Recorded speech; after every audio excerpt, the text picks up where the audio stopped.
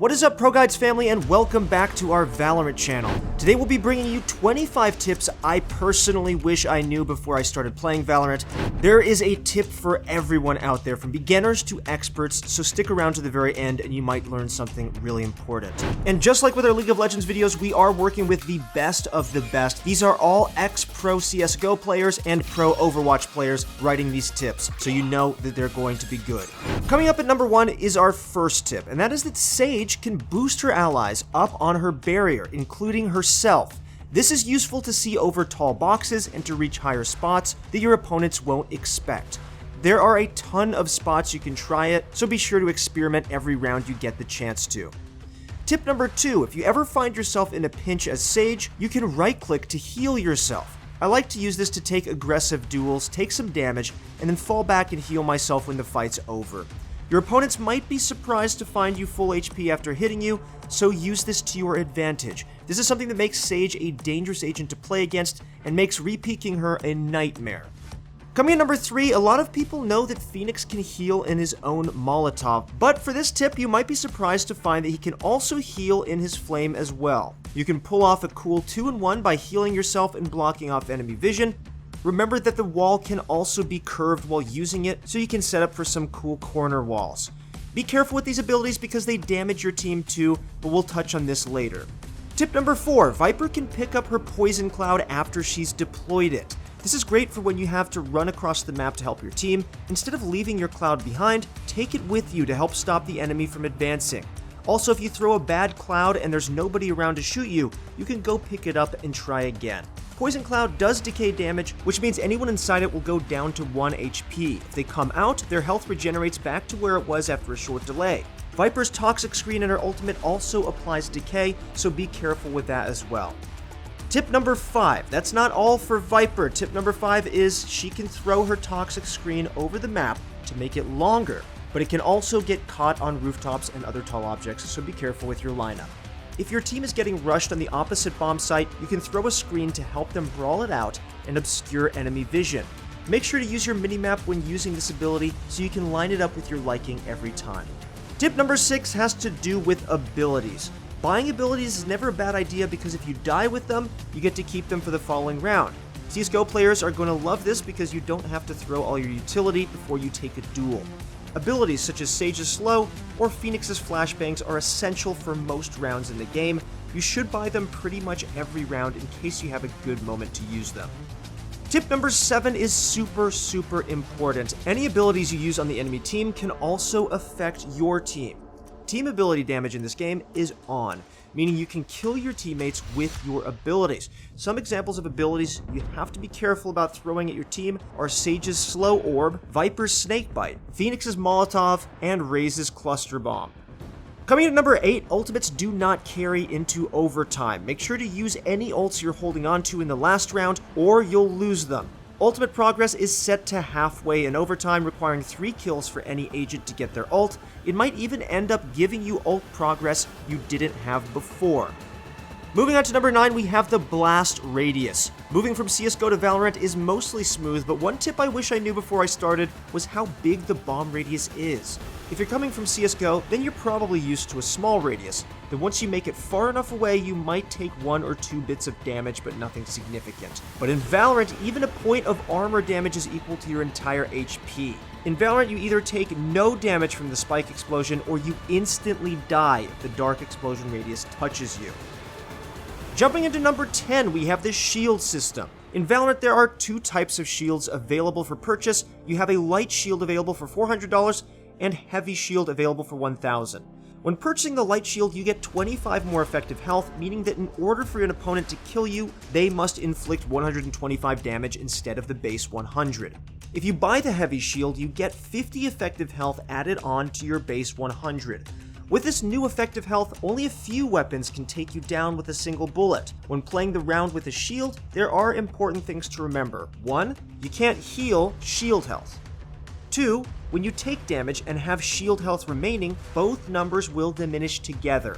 3, you will need to rebuy your shield if you take any damage in the previous round.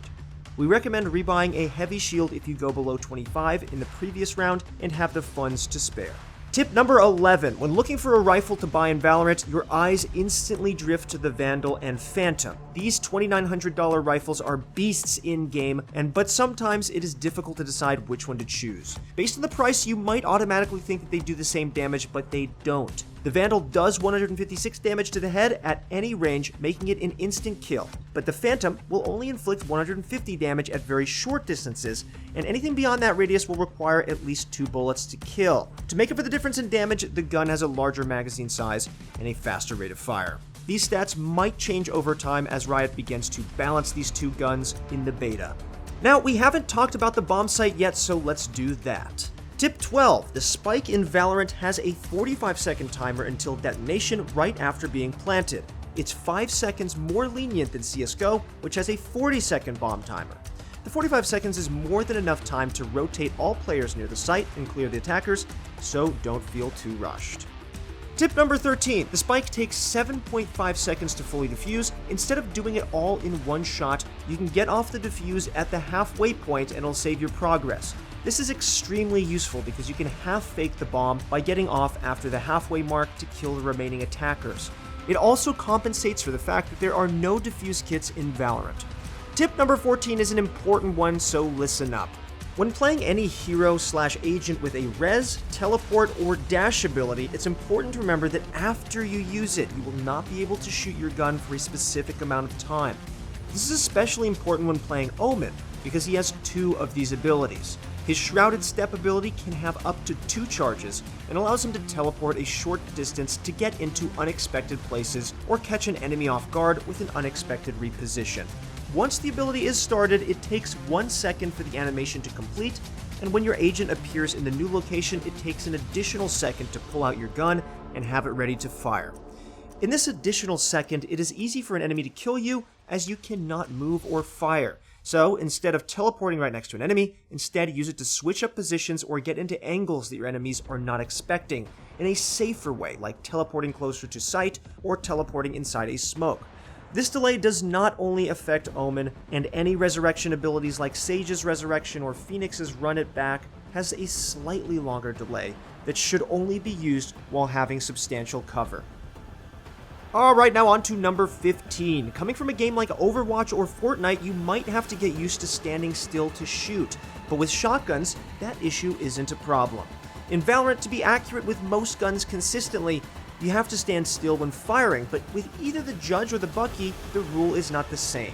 Feel free to run and jump while being accurate with these weapons. Also, with Jett's passive float, she can use updraft to get high in the sky and peek some unexpected angles, all while being perfectly accurate with these 2 guns. Tip number 16, a very important mechanic in Valorant is the ability to aim down sights. Coming from a game like Rainbow Six Siege or Call of Duty, players will feel right at home with Valorant's version of sights in the game, but there are certainly things that are different from gun to gun that I wish I knew when I started playing Valorant. The difference with all the sights in Valorant is when spraying, you will notice your crosshair moving. This is the crosshair adjusting to the recoil from that gun. The next difference is that when zoomed in with the Bulldog or the Stinger, the guns have burst fire mode activated. When zoomed in, the burst consists of 3 bullets that can be deceivingly lethal. The third difference is the difference in zoom percentages. On most weapons, the zoom percentage is 25, but for the Guardian, the zoom is doubled to 50%. For the 2 snipers, if zoomed once, you can see 2.5 times the normal distance, and with the operator, you can double zoom it for 5 times of the normal magnification. Tip number 17, Omen's ultimate can be scary, but you can tell exactly when he's teleporting when your minimap starts to burn.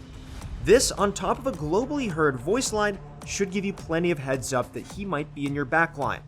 For a bonus tip, try not to run backwards when he's ulting. Instead, just post up and watch your flank. He might just walk into your crosshairs. Tip number 18, nearing the end, guys. If you've stuck it all the way over here, it means that you're probably going to get good at Valorant. I want to remind you guys to click the sub button if you want to get really, really good at Valorant, because we're going to be posting a ton of incredible content from CSGO pros and the likes. And also, we will be supporting Valorant coaching very, very soon on ProGuides.com. If you want to get better at Valorant or any other game, you have to go to ProGuides.com and find a coach right now who will play with you, get you better at the game, identify your weaknesses, and say, you know what? you can get better because of X, Y, and Z. Do that now and you'll probably go pro. Alright, now on to tip number 18. Cypher can trigger his cyber cage through walls. This is great for slowing down pushes safely and buying your team time to rotate. If you don't want to peek the choke point, you can always trigger your traps from behind cover. Offensively, you can throw these down to cover your flank and pop them when your enemies get close. For the next tip, Breach can actually shoot his breaching abilities at walls. This is a big misconception about Breach. He doesn't have to be right up next to the wall to use them. He can shoot Flashpoint from a distance so his team can peek off of it quickly and secure the frag. I wish I knew this when I started playing so I didn't wedge myself into corners every time I used one of these abilities. Be sure to experiment with all the corners and walls you can shoot abilities through too. The game is brand new, so getting that small edge in your opponents is much, much better. Tip number 20, teleporters are a big part of the game and it's important you know them inside and out. Teleports can be faked by throwing a weapon or ability through them. The loud teleport sound will play, tricking your enemies into thinking you went through. If you coordinate this with a whole team, you can completely fake the opposite site with no players near it. Sage's slow orbs work great to fake out the sound. I've been caught by this a few times, so be careful in your own games. But when we made this video, this was the case. We'll see what Riot does. Tip 21 is a short one. Don't expect your gun to be completely accurate while shift walking. Walking accuracy is not a thing in Valorant, as you need to be completely still to get optimal weapon accuracy. If you're peeking around a corner, make sure to stop moving if you're about to shoot. Tip number 22, wall running. Look at the minimap and you'll see a faint ring around your agent. This circle shows you the range of which your footsteps can be heard. This is a big one. If you have to rotate across the map, use this to know when to stop running and start walking. Sound is a big part of information in Valorant, and giving off your position is generally unfavorable. At the same time, don't walk across the entire map on rotations because it'll waste a lot of time.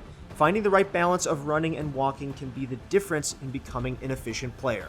For our 23rd tip, we have some tips on how to use SOVA'S arrows effectively. If you're coming from CSGO, you know that skyboxes can block smokes thrown from across the map, but in Valorant there is no need to worry. In Valorant there are no pesky skyboxes, and with either SOVA'S Shock Bolt or Recon Bolt, you can have some insane lineups to catch your opponents unaware and maybe steal a frag or two. For our 24th tip, we have JETT's passive ability to float. When falling from high ground, JETT will float, causing her to be inaccurate and slow, but able to glide, making it possible to get to places your enemies might not expect without even using an ability.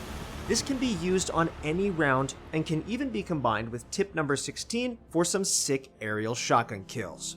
And for our last tip, we have some ways of saving some cash. As you may know, you can right-click your gun and get your gun or any ability you purchase in the same buy phase to get a full refund.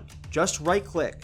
But did you know that if your shield was damaged, even just by 1 point in the previous round, you can get charged full price for the purchase, and if you resell it, you do not get your old shield points back. So just be cautious when rebuying a heavy or light shield, as it could cost you. Alright guys, thank you so much for joining us today. Once again, if you want to see content like this, click that sub button. We're going to be doing so much content to get you guys better at the game, so if that's something that interests you, then absolutely subscribe. And if you guys want to take your Valorant skills to the next level, go find a pro coach on ProGuides.com who will help you achieve your goals. Alright guys, once again it's been Christoph, thank you so much for watching, and good luck in your next few games.